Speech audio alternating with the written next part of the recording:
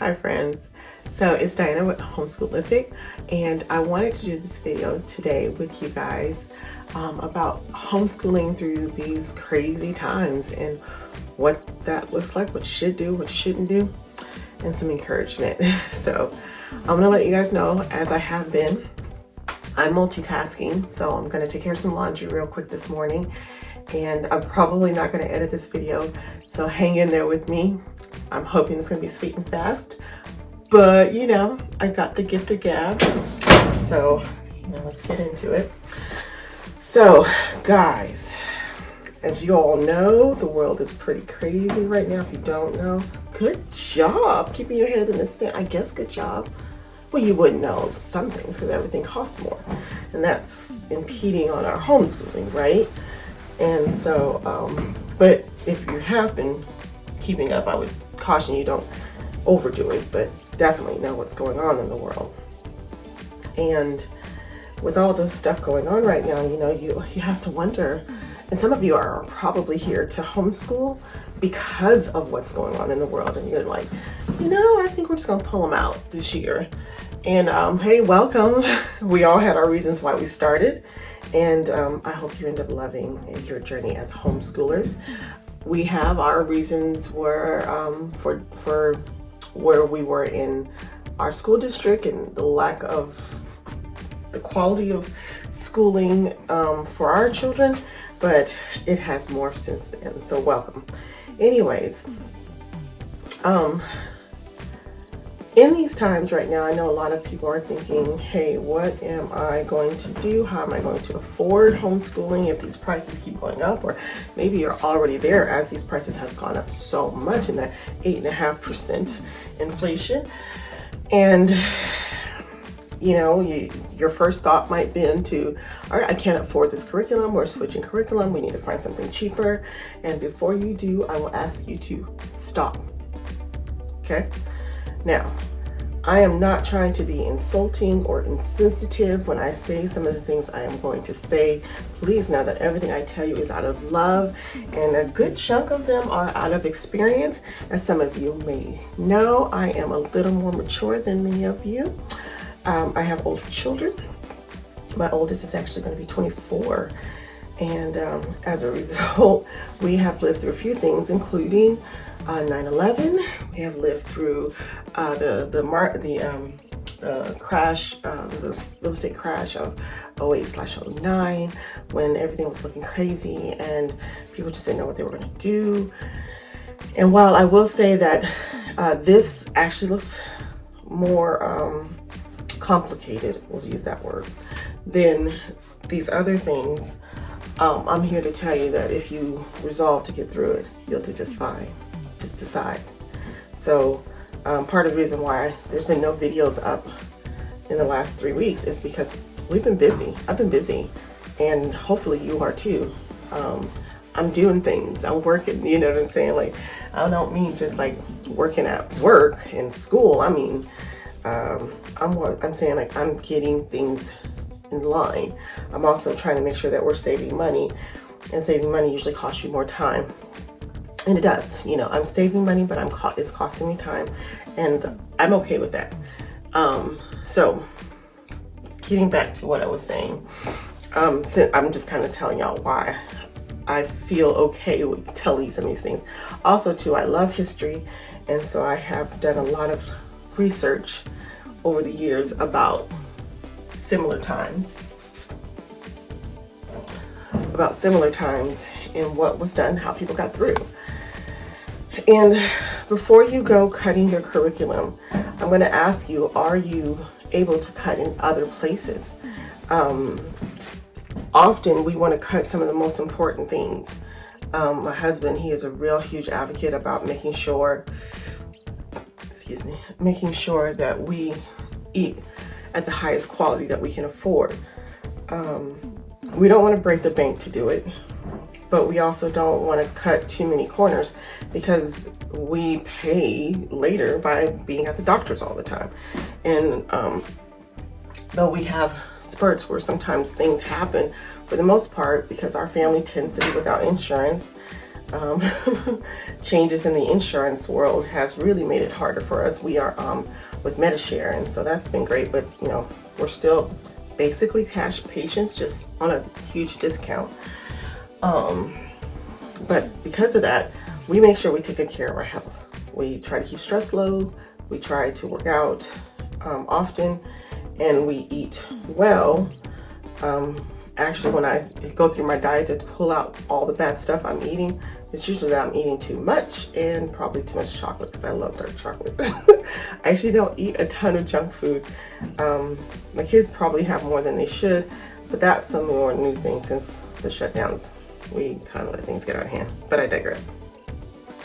The whole point of saying that is that, you know, we decided that instead of paying more to medical, because we could have got like really good insurance that cost us, it was going to be like $1,600 a month plus a $10,000 deductible, because that's what the times are now. And instead of doing that, we decided, let's just make sure we take good care of our body, have a minimal insurance that costs us like $350 a month instead. And then when we go see a doctor, we pay out of pocket. We still have that $10,000 deductible, but I'm not coughing out $1,500 a month. Do you see the process? I save money by taking better care of my body, by also doing research and finding something better. So many of you probably have not had the privilege, and I'm going to say privilege because I've done it. I think if you don't have to stay in it, it's a privilege to be able to have lived poor. And there's a difference between living poor and frugal. And we have been with a true lacking of income, and I'm talking about in 03 taking $10 and buying groceries for a full week for a family of 5. That kind of poor. And you know, we have been there. We know what it's like to have almost nothing, and everything you have is gone as soon as you get it. And there is no extra. And there are ways of homeschooling for that. And if that is you, there are ways to homeschool. Check out Homeschooling on a Budget. I'm almost certain we have a video up for that too. I was creating a whole curriculum for that, or course, not curriculum, course for that. I don't think it got done. Like, I don't think I got it up. But if you guys are interested, let me know in the comment section below. But you know, I've homeschooled 4 kids on $200. Like, you can totally do this. But if you are not there, if you're not at that point where your income is so low that this is where your life is, where you need to homeschool for practically free, then you know, I would say, what else can we cut? Can we be more careful about how often we drive and not pay all that money that you could give to your kids' education, to your gas pump? Can you make sure you're cutting off lights more often? And making sure, speaking of lights, I'm sorry, I forgot to turn on my lights, so my lighting is horrific. Can you do that? Can you make sure that you are cutting off lights and electricity, unplugging things, so that you're not paying the electric company the money you could be educating your children with? You know, is that a possibility? Is it possible that you could be buying less luxury foods? And I say luxury foods, I mean foods that are just like, hey, pop in here and done. And that's if you have the time. For me, sometimes those luxury foods, they just help, you know, because I don't have time to be in the kitchen all day, as I was yesterday. You know, we've been trying not to make less trips to the grocery store, which is another tip. Make less trips to the grocery store, and as a result, you know, I had very little stuff. Well, I always have stuff on hand to make everything I need from scratch. So I was able to make bread and meals and everything from scratch, and it just, you know, I have a bread machine, so it didn't take a ton of time, but it did take extra time. I cooked so much yesterday, cleaned out chicken coops, worked, homeschooled. By the end of the day, I was done. My family kicked in to help get laundry done and kitchen cleaned up, and you know, just helped me out so much. So it was really nice. But yeah, it didn't cost me a dime to do all that extra, you know, to make all that extra food. And so if you have the time, consider making stuff more from home. And if you don't know that skill, I hate when I do that. If you don't know that skill, learn it. Learn it fast. You need those skills because food going up, you can only cut so much things. If you cut your homeschool curriculum, that's only one thing. What else are you gonna cut? You know what I'm saying? And the reason why I'm so the reason why I'm so I'm pressing this before you cut your homeschool curriculum is because it's your child's education. If you have decided on a curriculum, you've probably done a lot of research like me. You probably want the best results like I do.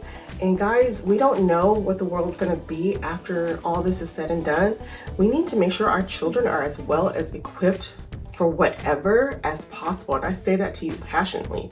This is something that has been on my heart for years. As I told my boys, we're not in the industrial age anymore, but there's still work in those blue collar jobs that are necessary. But we're also in the tech world where no matter what you do, you almost always have to deal with some kind of tech, and you don't want to be outdated. You want to stay relevant.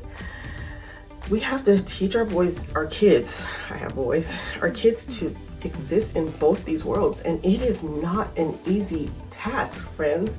So cutting corners in their education is not the first go-to.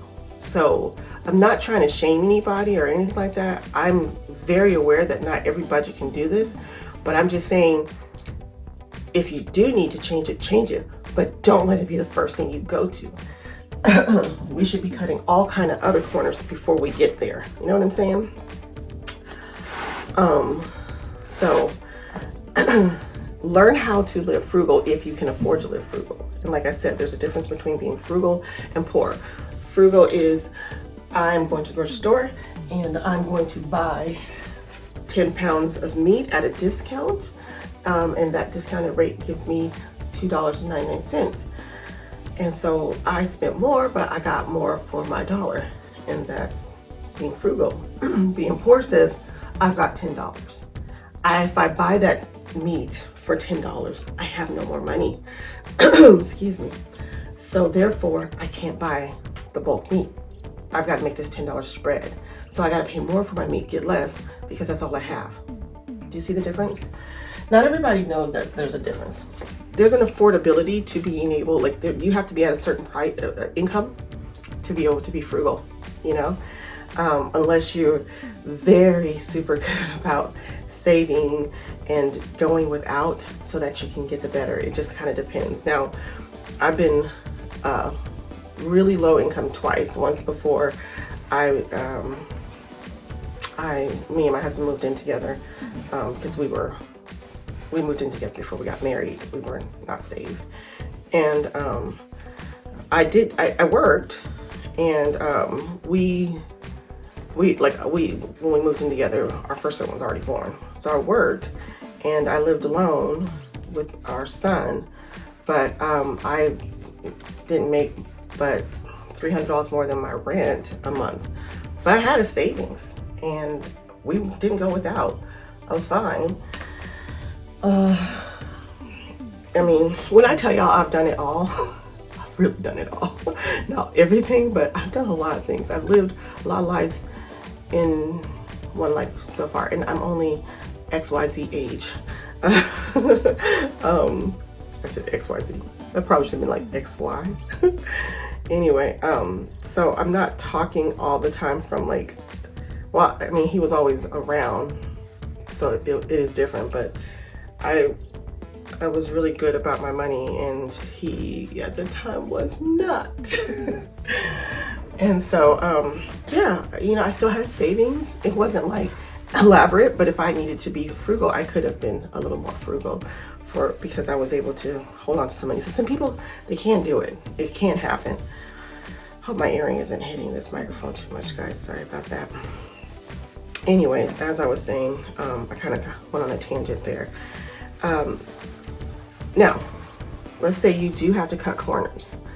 Make sure you take care of your core, right? There's a lot of great free curriculum nowadays. There's people who are just passionate about homeschooling and making sure that no kid has to go without education. As long as they have access to the internet, they can learn. And also depending on what age your children are, you can also find more free resources. You know what I'm saying? Like, there's so many options. Course Khan Academy is one of them. That's a big one. Easy Peasy Homeschooling is another one.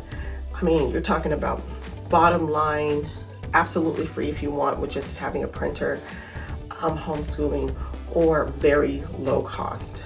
I've done both in the past. I've done Rod and Staff. Rod and Staff, if it's 8th grade and below, is an excellent program that gets you homeschooling for very inexpensive. And because they sell their stuff, they're Mennonites, I think they're Mennonites, they sell their stuff right above cost. They don't make a huge profit. They're not into a huge profit. They just want to be able to make their money that it costs them to do it and have a small profit, which is really cool. And ironically, if you don't want to do like videos and stuff, a Becca curriculum can be cheap. You can buy all the books used. You just have to take the time to do the teaching yourself. With Becca, the cost comes in, and honestly, for what you get, it's actually low price. But with Becca, what comes in to the cost? The big thing that comes in the cost is the videos, and the teaching equipment. But like the consumables, they're very inexpensive, and Becca's so widely used, you can find almost everything used. So, and that's nothing. Go used. You know, there's luxury homeschooling. I like buying brand new stuff and smelling that fresh new book box. I like that. But dude, when I'm in a pickle, or when finances are, you know, because we're self-employed, we see peaks and valleys all the time. When that happens, I buy used. I sell stuff. I take that money and I buy used. You know, you gotta get past what's in front of you. You gotta see beyond the horizon. Like, you gotta be more creative about how you do things. You know, we call it hustling. You know, you gotta be a hustler. You know, this is your kid's education. If that means you're gonna go and you're gonna sell all your old curriculum, make a profit, take that profit, or you probably won't make a profit, but make what you have, take that what you have and then roll it into more of your kids' schooling. So that way, you know, you only have $100 to put to it, then do that. If you need to cut some corners, maybe join a co-op or maybe stop a co-op. Sometimes co-ops save us a ton of money. Our co-op saves us a lot of money with curriculum. Likewise, you can be a part of them that can cost you a lot of money. So it just depends. Do your due diligence, do your research, and think out the box. How can I cut corners before I cut my kids' education? That's the last place to go. Food, kids' education. Don't, you know, like before you, and I'm not saying that you shouldn't buy cheaper food, but I'm just saying, like, before you buy the dollar processed food, you know, that seems like you're getting a better deal, you're actually getting a better deal buying the $3 bags of potatoes. You're getting more food. Does that make sense? Likewise, before you cut your kids' education and say, okay, well, I don't need this curriculum. Can I afford this curriculum by buying it used? Do they have a payment plan? Is it affordable to me if I have a payment plan? Is there somewhere else I can cut corners? Am I hoarding books that I could sell? You know who you are, because I know I'm her often. I got books that I know I got kindergarten books. I don't have any more kindergartners. Why am I hoarding these books? They're nostalgic, but they're also taking up space. I could sell these books, bless someone else with them. They'll be able to buy my books at a used price, and it'll help me make money. You see what I'm saying? Or like, you know, some of us, we save curriculums for another year for our kids. But if this is the year I need stuff now and I don't have the money, then I'm going to sell this right now and then let God deal with next year. You know what I'm saying? Like, I try to do that as often as I can, but if I'm in a pickle, I'm going to do what I got to do to make sure this year is taken care of. You know what I mean? So I am an advocate for keeping things, you know, so if you can, keep it. But if it keep it and don't have what I need for this year, or sell it, have what I need for myself. So anyway, video's longer than I expected, as always. Listen, we're gonna get through this. It's going to be okay. You're resilient. You're a homeschooler, and it takes a ton of resiliency. You will get through this, no matter what the world looks like. Take care of your family. Your homeschooling is your safe haven. Do you know the gift you are giving your children, that they do not have to hear other kids and maybe even the teachers and their fears all day, every day? They don't have to be away from you doing duck and cover drills and stuff like that, talking about what is coming in. It's different, you know? We get to have a shield for our kids. And while I'm not saying don't talk to your kids about what's going on, I think you absolutely should talk to your kids about what's going on. You don't have to keep pouring into them all day, every day. You can produce your own world for them and let them preserve this as long as they can. And that's a beautiful thing. It's a great thing. So just keep your head up. If you need to vent down below. If you're worried, go ahead and talk about it below. Then when you look at your babies, feel good, because you know you're giving them the best that you've gotten. All right, love you all. Bye.